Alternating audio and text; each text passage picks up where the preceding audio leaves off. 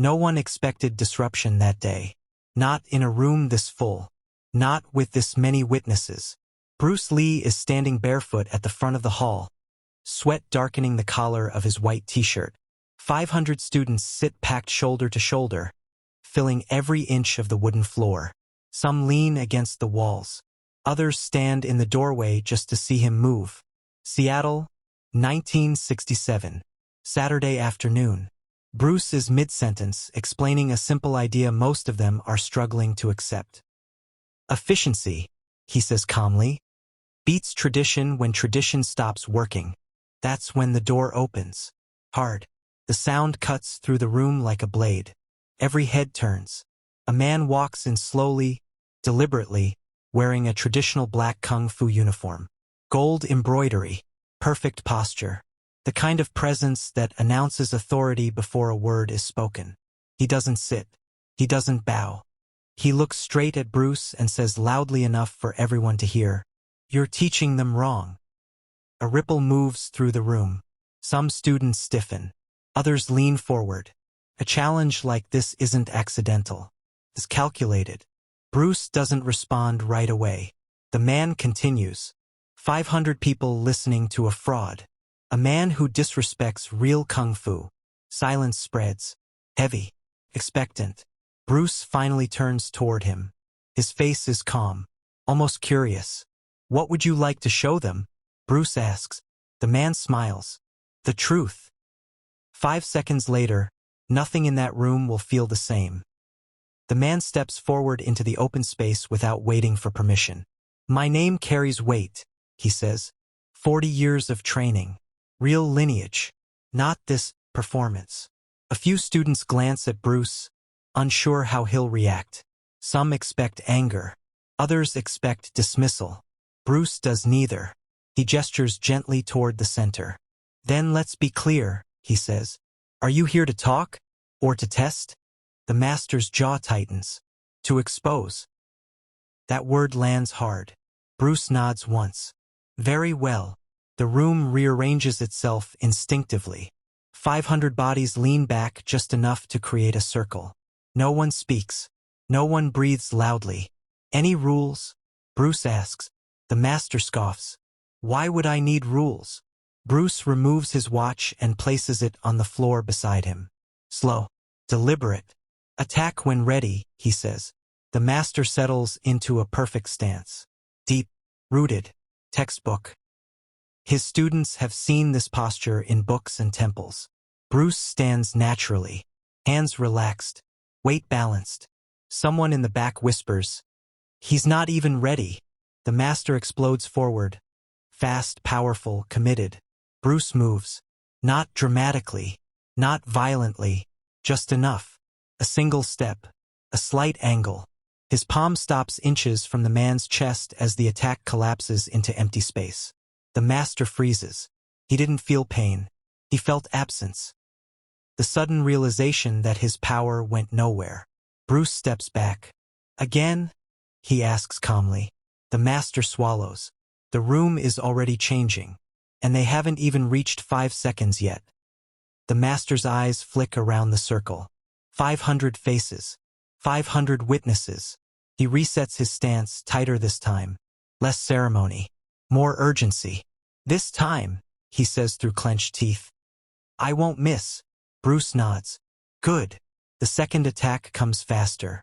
Different angle. More aggression. The kind meant to overwhelm. Bruce doesn't retreat. He steps in. A blur, too small to follow, and suddenly the master's balance is gone.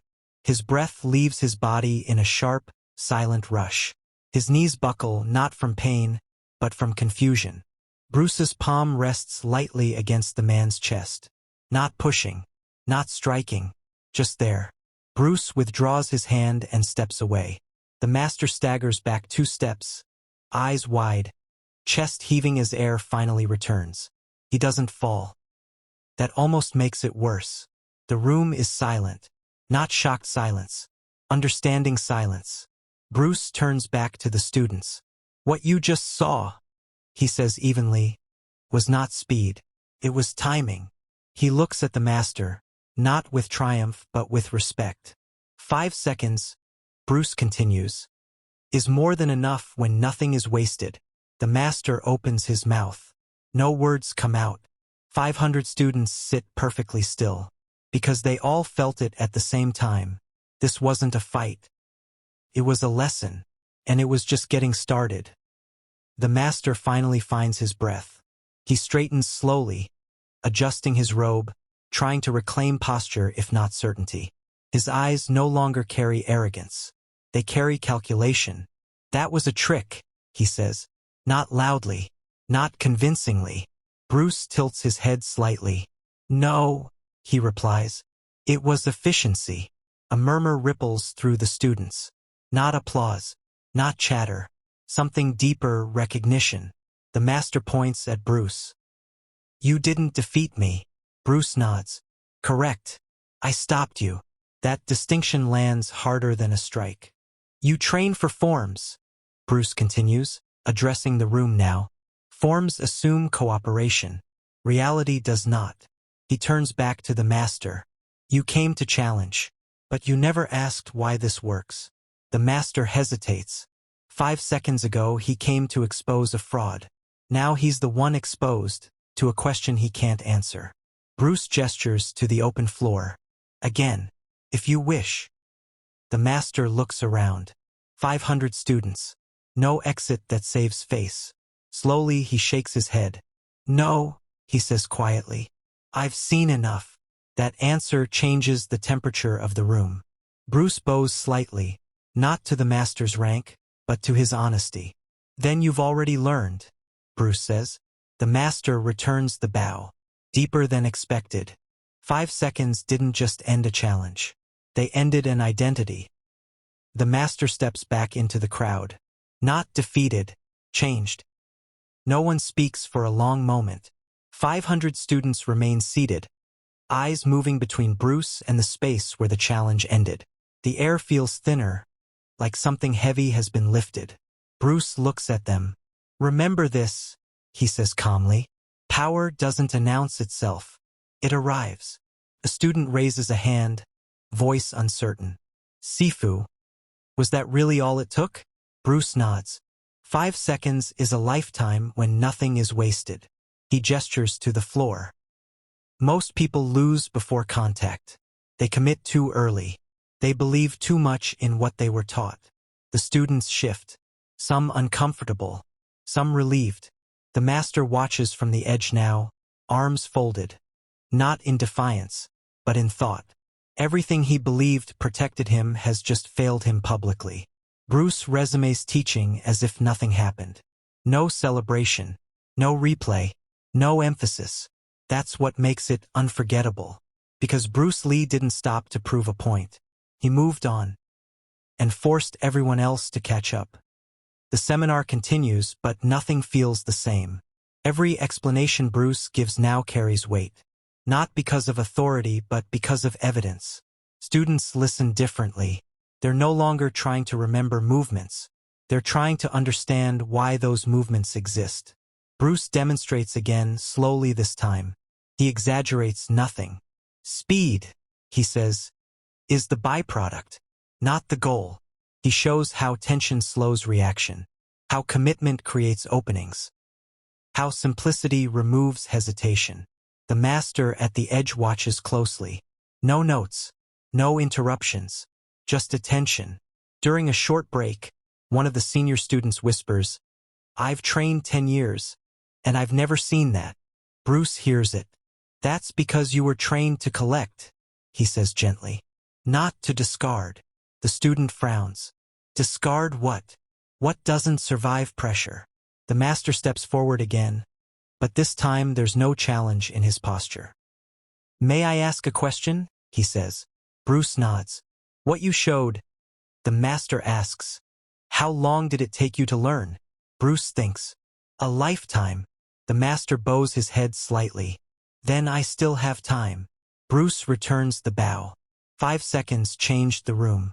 But what follows is something slower and far more dangerous. Understanding. The room feels quieter now, not from fear, but from focus. Students adjust how they sit. spines straighter, eyes sharper. No one is waiting for the next dramatic moment anymore. They're listening for truth. Bruce moves through the crowd, correcting a stance here, a shoulder there. Don't force it, he tells one student. You're trying to be fast, he tells another. Stop trying. The master watches every correction. This doesn't look like kung fu, someone whispers. Bruce hears it.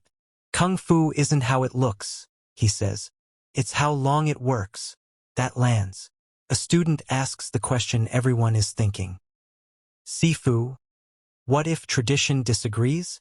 Bruce doesn't hesitate. Then tradition must answer to reality. No anger, no disrespect, just clarity. The master exhales slowly, like someone releasing something heavy he's been carrying for years. For 40 years, he says quietly, I defended my style. Bruce looks at him. Did it ever defend you? The master doesn't answer. He doesn't need to, because 5 seconds didn't just interrupt a seminar. They rewired how everyone in that room understood mastery. The seminar ends without applause. No one feels the need. People stand slowly, like they're stepping out of deep water. Conversations are quieter now, more careful, less certain. The master waits until most students have left. When he finally approaches Bruce, his posture is different. Shoulders relaxed, guard down. I came here to protect something, he says. I realize now, I was protecting myself. Bruce nods. That's very human. The master looks at the floor. If I train this way, I lose my identity. Bruce meets his eyes. Or you discover it. That answer stays with him. Outside, rain begins to fall lightly. Students linger in small groups, replaying the moment in their heads. No one exaggerates it. They don't need to.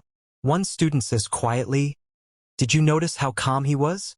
Another replies, That's what scared me. Bruce packs his bag. Same movements. Same calm. 5 seconds passed quickly. But the silence they created will follow these students for years, into dojos, gyms, and moments where certainty feels comfortable and wrong. Bruce steps outside into the rain. He doesn't look back. Weeks later, the story spreads, but never the same way twice. Some say it was speed. Others swear it was power. A few insist it was luck. But the people who were there know better. They remember the silence. They remember how 500 bodies stopped shifting. How no one coughed. How even breathing felt loud. They remember the moment when certainty collapsed, and no one rushed to replace it. The master returns to his school different. He teaches fewer forms, asks more questions. His students notice. What changed? One of them asks. He answers honestly. I realized I was defending answers instead of seeking truth. At Bruce's school, new students arrive carrying rumors instead of expectations. They don't ask about rank. They ask about timing, distance, awareness. Someone asks Bruce in private, Did you plan that moment? Bruce shakes his head. Moments don't plan themselves. They happen when preparation meets honesty. The interviewer presses. 5 seconds. That's all it took. Bruce smiles faintly. 5 seconds was enough for those who were ready. And that's the part people rarely mention. The challenge didn't end because Bruce moved. It ended because the room was willing, if only briefly, to listen. Years later, no one can agree on the details. Some say the master attacked first. Others insist Bruce invited him. A few exaggerate the speed, the angle, the power. But every version shares the same ending. The room went silent. Not the awkward silence of embarrassment. Not the stunned silence of shock. The kind of silence that happens when something true enters a space and nothing false survives it. Bruce Lee never referenced that day in interviews. Never corrected the stories. Never used it to build his reputation. Because to him, it wasn't a victory. It was alignment. He didn't humiliate a man in front of 500 students. He didn't defeat a tradition. He didn't prove himself superior. He revealed a gap between what people believed and what actually worked. That gap is uncomfortable. Most people avoid it their entire lives. Bruce walked straight into it. The master went back to his school changed. Not broken. Not bitter. Changed. He stopped speaking in absolutes. He began asking his students questions instead of giving them answers. And slowly his school changed too. The students who witnessed those 5 seconds carried them forward. Into future classes. Future confrontations. Future moments when ego felt safer than truth. And Bruce? Bruce kept teaching the same way he always had. Calm. Precise. Uninterested in applause. Because the lesson was never about speed or power. It was about clarity. When clarity is present, conflict ends quickly. When ego is present, conflict never ends at all. If you were in that room, you wouldn't remember the movement as much as you'd remember how it made you feel. How something you thought was solid suddenly felt optional. And that's why the story survived. Because 5 seconds didn't just end a challenge. They planted doubt in certainty, curiosity in confidence, humility in mastery. Bruce Lee didn't silence the room by force. He silenced it by removing everything unnecessary. Until only truth remained. And once truth speaks, nothing else can. Long after that afternoon, people still tried to explain what happened in simple terms. They wanted it to be about technique, about speed, about talent. But the people who were truly changed by that moment understood it was about something else entirely. It was about permission. Bruce Lee gave no one permission to admire him. He gave no one permission to follow him. He didn't even give permission to be convinced. He gave permission to question. For many of the 500 students in that room, that was the first time an authority figure showed them that certainty could be dismantled without cruelty. That strength could exist without dominance. That mastery could speak softly and still end every argument. Some of those students would go on to teach.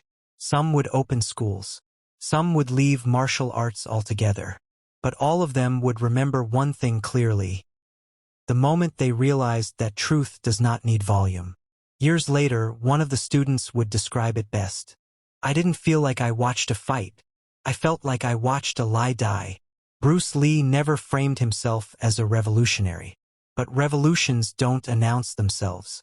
They happen quietly, in rooms full of people who suddenly realized they were standing on assumptions instead of foundations. That arrogant master? History never remembered his name. Not because he was weak, but because he was brave enough to stop pretending. That courage mattered. Bruce understood something most people learn too late. Winning an argument is easy. Winning respect is temporary. Changing how people see is permanent. 5 seconds was all it took to expose a gap. But it was the silence after that did the real work. Silence gave people space to reflect, to feel uncomfortable, to let go. And Bruce Lee walked away from that room the same way he walked into it. Quiet, centered, unimpressed with his own impact. Because for him, martial arts was never about proving superiority. It was about stripping away everything false, until only what works remains. That day, in front of 500 students, Bruce Lee didn't just answer a challenge.